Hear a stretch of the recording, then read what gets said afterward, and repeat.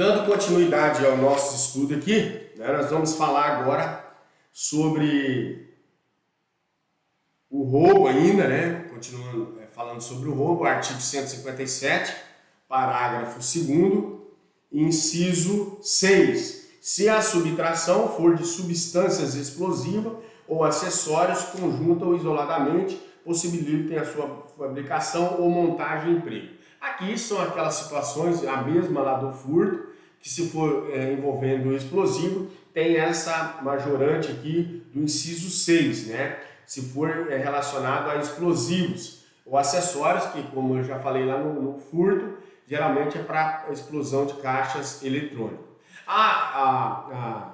O inciso 7 é se dessa violência ou grave ameaça exercida com emprego de arma branca. Aqui foi uma inovação trazida pela Lei 13.964, de 24 de 12 de 2019, que até então não se falava em arma branca, se dizia apenas arma, né?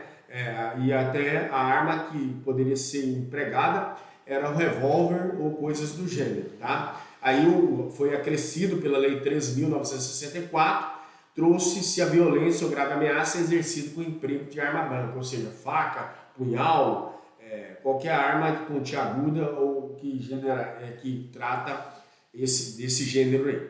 Aí também foi introduzida o parágrafo 2º, a linha A, né, que diz a pena é aumentada de 2/3 se a violência ou ameaça é exercida com emprego de arma de fogo. Aqui trouxe automaticamente a qualificadora da arma de fogo, o aumento de pena aqui, aliás, melhor dizendo, o aumento de pena de 2/3 se há o emprego de arma de fogo aqui. Então, está bem explícito, não há muito que ficar assim reexplicando, porque automaticamente trouxe. E ainda, o inciso 2 diz assim, se há destruição ou rompimento de obstáculo mediante o emprego de explosivo ou de artefato análogo que cause perigo. Aqui também a questão do explosivo, se usar qualquer artefato, terá essa causa de aumento de pena, que é para coibir aqui, geralmente, os roubos de caixa eletrônica, igual eu disse para os senhores no início. O parágrafo 2º, inciso B, diz se a violência ou a grave ameaça é exercida com emprego de arma de fogo de uso restrito ou proibido, aplica-se em dobro a pena privativa no caput do artigo, deste artigo. Então, aqui também foi outra alteração trazida pela Lei 13.964, né, trazendo esse aumento de pena, né, que trazida aí no dia 24 de 12 de 2019, se a violência ou a grave ameaça, a arma restrita. Então, tentou aqui abarcar a 13.964 toda e qualquer facilitação que houvesse para que o cidadão, o meliante, né, nesse caso, que tentasse se esquivar, agora estão fechadas as portas para eles, tanto com a arma branca, também a arma permitida, o revólver nesse caso, a arma de fogo, né? E aí abarcou arma de fogo, não fala mais revólver, coisa do gênero, e também se ela for de uso restrito, tá certo? Pessoal, vamos passar aqui para o nosso último tema, que é o roubo qualificado pela morte, o latrocínio, artigo 153, parte final. Essa terminologia é de caráter hediondo. O roubo qualificado pela morte é também denominado de latrocínio, tá? Designar a forma mais grave do roubo aqui nesse sentido. Cuida-se de um crime complexo, que é a fusão de dois delitos, como eu disse para o senhor do início, é um crime fim e o homicídio, um crime meio. É pluriofensivo nesse contexto, ofende os dois bens jurídicos, o patrimônio e a vida humana nesse contexto. E aí, o nome latrocínio, ele é legal ou doutrinário, tá? E jurisprudencialmente. Em outras palavras, trata-se de uma terminologia de cunho estritamente científico e pretoriano, sem um amparo legal nesse contexto. Historicamente, o termo latrocínio foi uma criação doutrinária e passou a ser empregado pelos magistrados. Conclui-se, portanto, que atualmente a palavra latrocínio possui um supedâneo legal, roubo seguido de morte, ou latrocínio, consumado ou tentado, crime hediondo, hediondo o delito legalmente considerado até de forma redundante hediondo, né, nesse contexto, trazido pela Lei 8.072/90, especificadamente lá no seu artigo 1º, tá? Outra questão, a alocação e competência. Reina em doutrina uma infindável polêmica acerca do local adequado para a alocação do latrocínio no Código Penal. Os crimes contra o patrimônio, ou então no título dos crimes contra a pessoa, o latrocínio ofende o patrimônio alheio e a afinidade com o homicídio. O legislador nacional ele preferiu inserir o latrocínio no título, segunda parte especial do Código Penal, relativo aos crimes contra o patrimônio. Apesar de atingir um bem jurídico de relevo à vida, considera-se crime contra o patrimônio. A ofensa, aquela é um meio para a violação do direito patrimonial da vítima. Tem-se um crime complexo agravado pelo resultado. Há doutrinadores que discordam da localização do delito, a proteção do patrimônio. Francesco Carrara ele defendia a alocação do latrocínio entre os crimes dolosos contra a vida por ser um homicídio com o filtro de lucro. Mas a opção do Código Penal foi a de criar, em seu artigo 157, parágrafo 3º, enfim, um delito autônomo e também específico.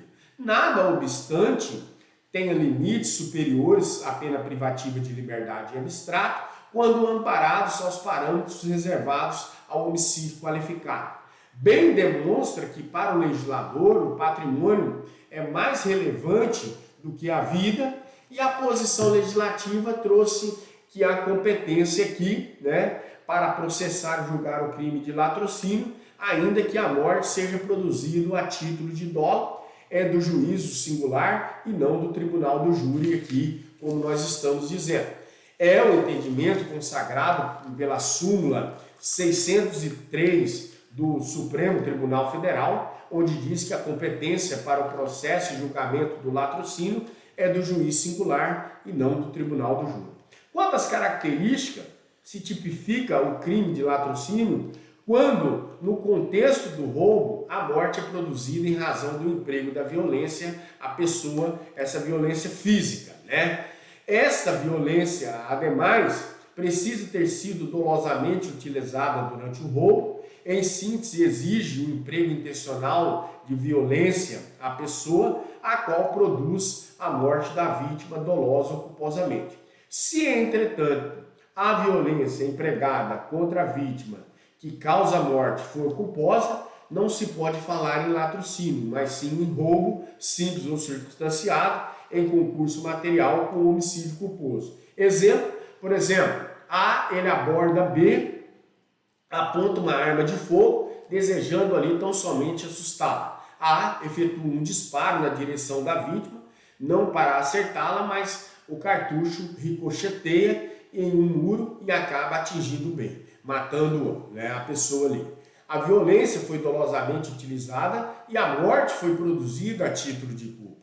O crime é de latrocínio. Um segundo exemplo, A, valendo-se de arma de fogo, aborda B e ingressa em seu automóvel para roubá-lo. Sua conduta é percebida por policiais que passam a persegui-lo. Durante a fuga, A, agindo com imprudência, consiste ali na direção com excesso de violência, capota o veículo, daí o resultado da morte de B.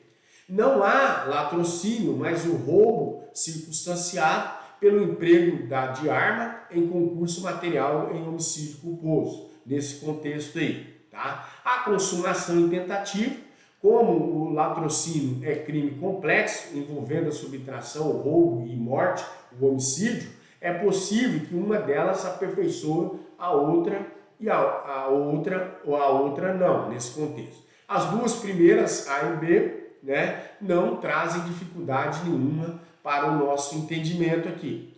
Quanto à situação C, subtração tentada, morte consumada, que é igual ao latrocínio consumado, tecnicamente o correto seria tipificar a conduta como latrocínio tentado. A súmula 610 do STF, há crime de latrocínio quando o homicídio se consuma, ainda que não realize o agente a subtração de bens da vítima. Essa súmula se fundamenta em motivos de política criminal. A ideia é esta: roube, mas não mate, pois se matar, o latrocínio estará consumado. Quanto à situação de subtração consumada, morte tentada versus igual latrocínio tentado, majoritariamente sempre reinou o entendimento aí, doutrinário e jurisprudencial, no sentido de que, se essa subtração se consuma, mas a morte, quando desejada ou aceita pelo agente, fica aí na esfera da tentativa. O crime é tentado, latrocínio tentado, é dolo direto ou eventual nesse caso. A jurisprudência do STF, ela pacificou-se no sentido de que o crime de latrocínio tentado, ele se caracteriza independentemente de eventuais lesões sofridas pela vítima, bastando que o agente, no decorrer do roubo, tenha agido aí com o desígnio de matar. O Supremo Tribunal Federal já decidiu que não se pode falar em latrocínio tentado quando a morte não se consuma, ainda que o ladrão agisse com dolo direto e eventual no tocante à conduta de liminar a conduta alheia, nesse contexto. Quanto latrocínio e roubo qualificado pela lesão corporal grave, uma hipótese de incorrência. Qual? O ladrão emprega a violência querendo matar a vítima, mas não consegue alcançar esse resultado. O crime é de tentativa de latrocínio, ainda que a vítima suporte a lesão corporal de natureza grave. Outra hipótese: se o ladrão emprega a violência com o propósito de provocar a vítima, lesão corporal de natureza grave, e efetivamente o faz, o crime é de roubo qualificado pela lesão corporal grave. Se o ladrão emprega violência sem a intenção, emprega essa violência sem intenção de provocar a lesão corporal grave na vítima, mas acaba produzindo-a culposamente, o crime é de roubo qualificado pela lesão corporal grave.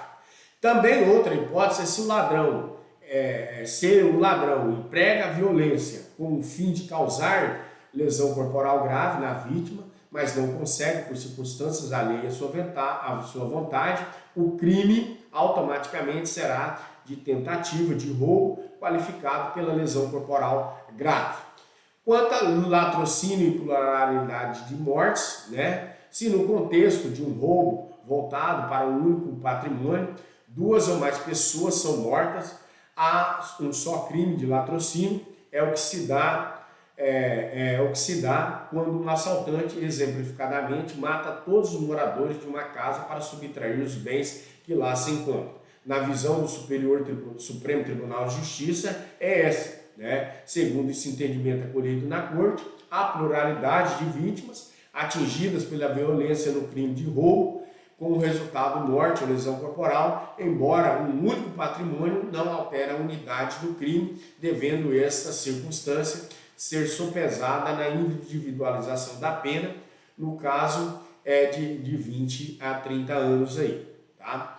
Latrocínio e concurso de agentes: se no contexto do roubo praticado em concurso de pessoa, somente uma delas tenha produzido a morte de alguém, a vítima da subtração patrimonial ou terceiro, o latrocínio consumado deve ser imputado a todos os envolvidos nessa empreitada criminosa como consectário lógico da adoção da teoria unitária ou monista pelo artigo 29, caput do Código Penal. Quem de qualquer modo concorre para o crime incide na apenas a este combinada na medida da sua culpabilidade.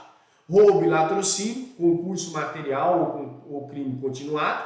E aí imaginemos aí a seguinte situação: A, mediante grave ameaça exercida com o emprego de arma de fogo, subtrai bens pertencentes a B. Algumas horas depois, A aborda C, apontando-lhe a arma de fogo e exigindo a entrega de seu relógio. C reage entrando em luta corporal com A, o qual efetua um disparo contra a vítima, a matando. Não há dúvida de que foram praticados aqui dois crimes. Por A, roubo circunstanciado, do artigo 157, parágrafo 2º, inciso 1, e de latrocínio, lá do artigo 157, parágrafo 3, parágrafo 3º, enfim. Não basta para a caracterização da continuidade delitiva essa tipificação das condutas. Os crimes, para serem de igual espécie, devem possuir semelhante modo de execução, além de apresentarem a mesma estrutura jurídica. Roubo e latrocínio não se confundem. Os requisitos exigidos do artigo 71 caput do Código Penal, não há crime continuado entre roubo e latrocínio. Não é possível reconhecer a continuidade delitiva entre os crimes de roubo e também de latrocínio, pois não se trata de delitos de mera espécie, apesar de pertencerem ao mesmo gênero. O latrocínio, o artigo 9º da Lei 8.072/90, diz que nos termos do artigo 9º da Lei 8.072, das leis dos crimes hediondos aí, tá? Com efeito, a pena do latrocínio é de reclusão de 20 a 30 anos, não pode ser diminuída abaixo do mínimo legal, salvo na forma tentada, lá do caput do artigo 14, inciso 2 e parágrafo único. Ou se o sujeito for semi-imputável, lá do artigo 26, parágrafo único, nesse contexto, tá? Aí, pessoal, esses foram todos os nuances aqui sobre o artigo 157, parágrafo 3º. Chegamos ao final do nosso conteúdo. Logo mais à noite teremos a nossa webconferência para tirarmos eventuais dúvidas dos senhores, tá certo? Nos encontramos lá para a nossa aula presencial. Aguardo os senhores.